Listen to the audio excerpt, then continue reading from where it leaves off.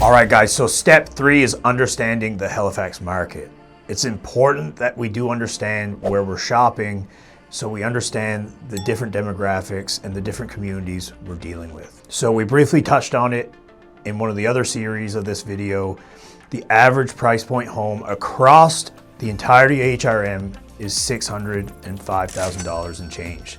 Now this encompasses the very high-end areas down to the lower income areas and everything in between. Now I'll give you a couple examples to show the differing price points in neighboring areas. So in Sackville, the average price point is $581,000. So if you get a pre-approval for a little bit under 600, even around 550, we can definitely find you a great home in Sackville. Now, if you go a little bit further and you start getting into Bedford, that's where we're seeing the average price point jump up to $734,000.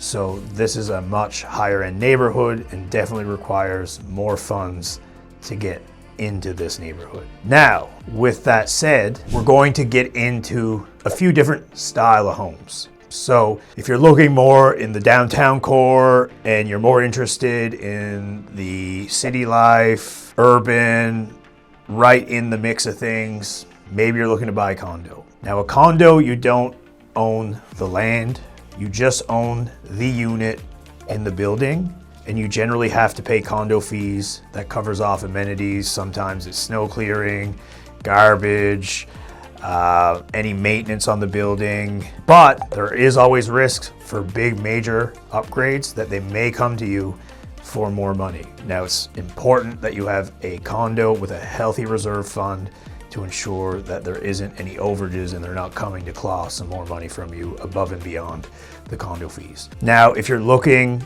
maybe you're a first-time buyer and you have a lower budget, but you really want to buy a first home, semi-detached are great. And I don't mean to put them down. They're great homes from anyone from the first-time buyer all the way to the seasoned buyer. It all really depends on your requirements of the family, or if you're a single person, you know, what do you really need? Maybe you don't need a big home. Semi-detached homes make a very good first home or a long-term home. It really depends on your needs. Now, what do I mean by semi-detached home? A semi-detached home, some people refer to them as a duplex. So you'll have one home here and then attached to it on the other side, you have another unit. Now that is generally called a semi-detached home.